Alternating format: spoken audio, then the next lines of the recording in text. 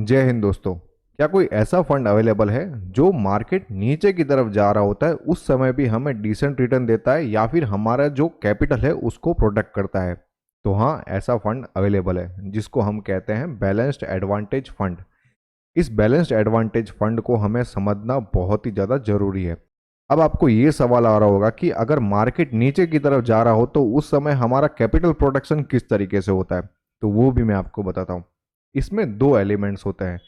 पहला होता है इक्विटी, जो हमें मार्केट अगर रैली करता है तो हमें अच्छा खासा ग्रोथ देता है, और अगर मार्केट नीचे की तरफ जा रहा होता है तो हमारे कैपिटल को वो कम भी करता है। और दूसरा इसके अंदर एलिमेंट है फिक्स्ड इंस्ट्रूमेंट्स, जिसको हम डेट भी कहते हैं।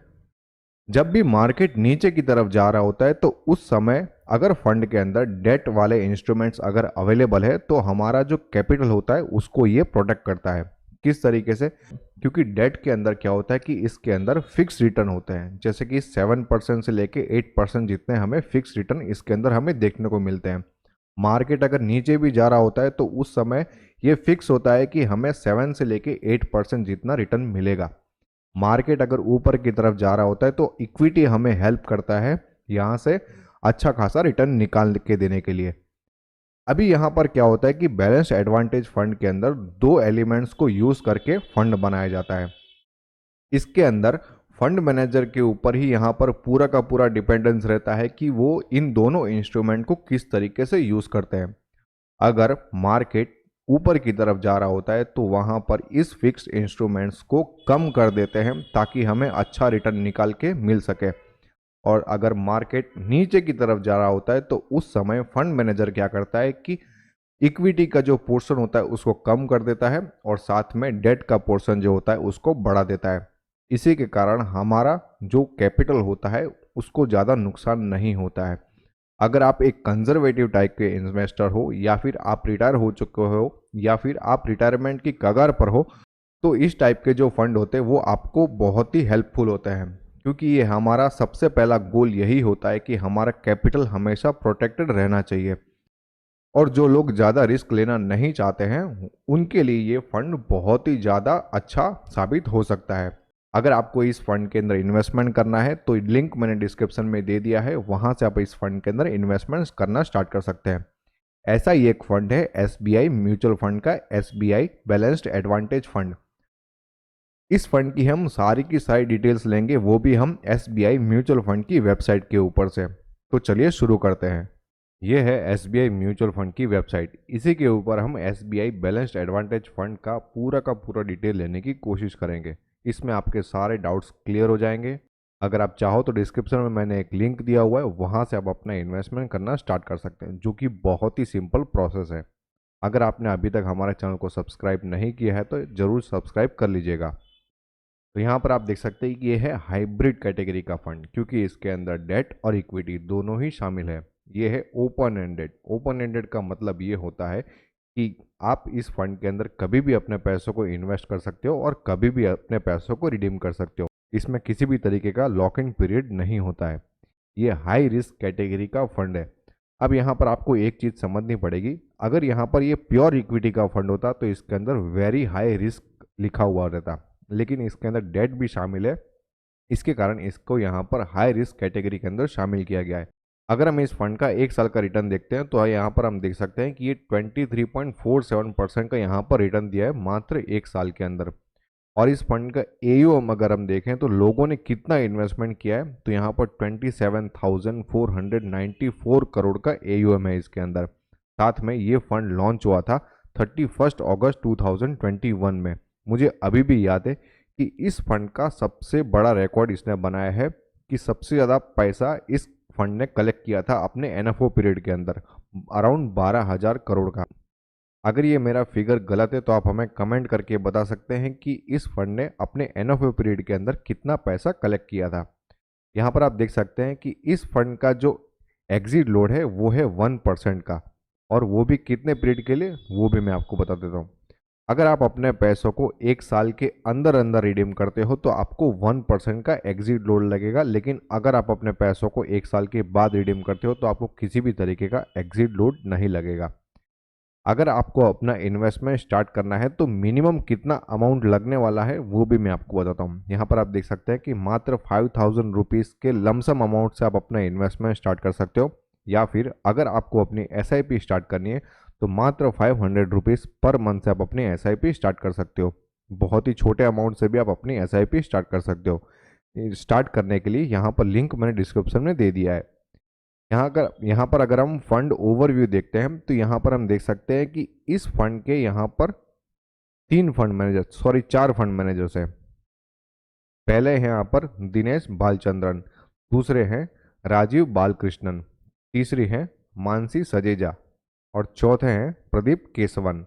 यहाँ पर अगर इनके हम एक्सपीरियंस के बारे में बात करें तो बहुत ही शानदार एक्सपीरियंस है इन सारे फंड मैनेजर्स को। जैसे कि इनको है 22 ईयर्स का एक्सपीरियंस, राजीव जी को है 22 ईयर्स का एक्सपीरियंस। इन्होंने 2009 से अपना करियर स्टार्ट किया था और इन्होंने अपना जो करियर है वो जुलाई 21 से यहाँ पर इस फंड के साथ में स्टार्ट किया था, और इनका जो एक्सपीरियंस है वो है 18 ईयर्स एंड अबाव का।